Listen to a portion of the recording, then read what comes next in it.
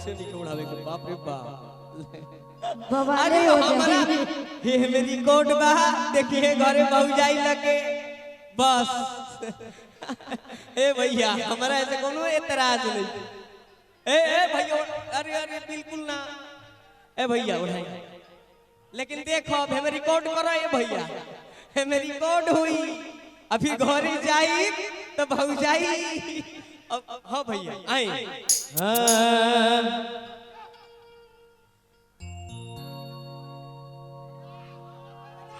किया जो पहिला मिलनवा अब मिलली सजनी के साजनवा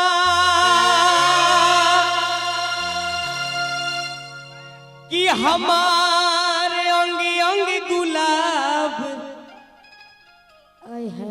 नियन खिलल बाबा दनवा कि सुनी सुनी भागवा हरिजन बिहान हो खेती ए दीपक भैया कि सुनी सुनी भागवा हरिजन बिहान हो खेती आज राजा जी के कोरवे में जवान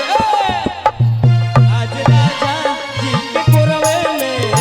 जवान हो दी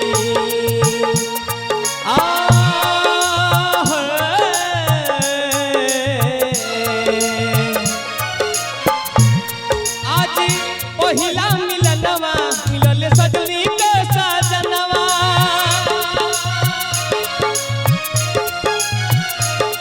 हमारे अंगी अंगी गुलाब नियन खिलल बाबा दनवा सुनी सुनी भागवा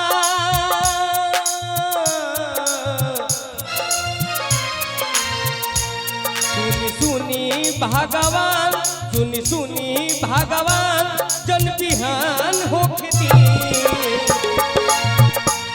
आज राजा जी के कोरवे में जवान होती आज राजा जी के कोरवे में जवान होती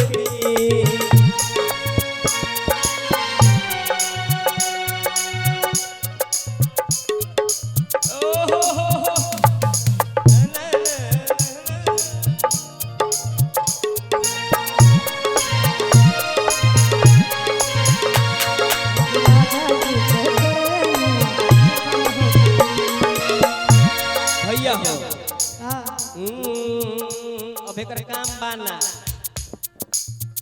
ए भैया लीजी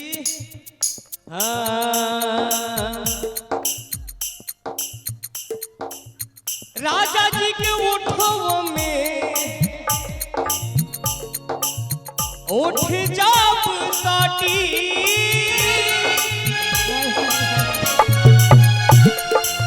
राजा जी के ओठों में ओठ जाप साटी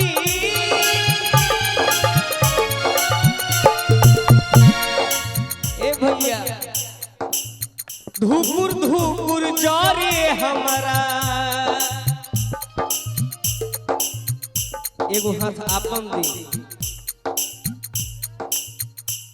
दिलवा के बाती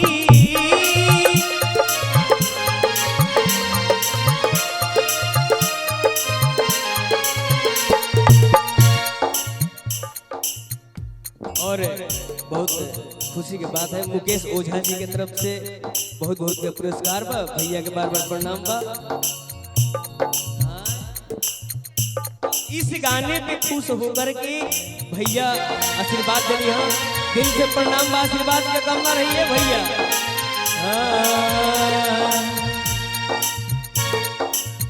राजा जी के उठावा में उठ जाप साटी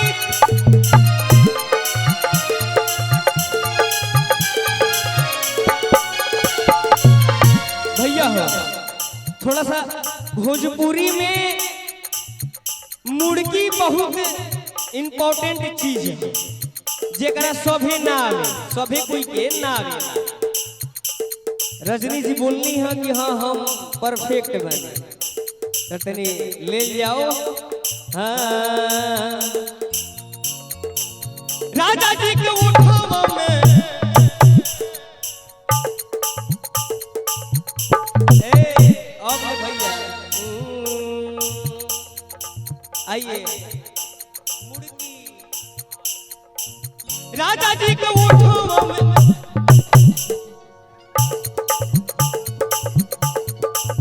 राजा जी के उठावा में उठ जाओ सटी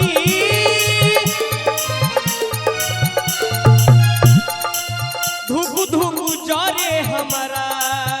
दिलवा के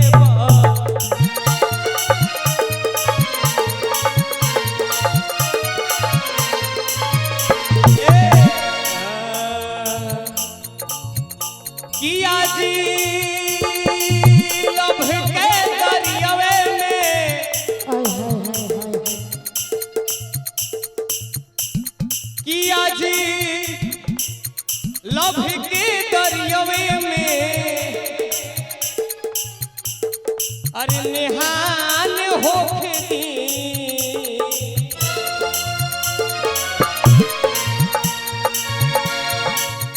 किया जी लब के दरियावे में किया जी लब के दरियावे में निहान होके दी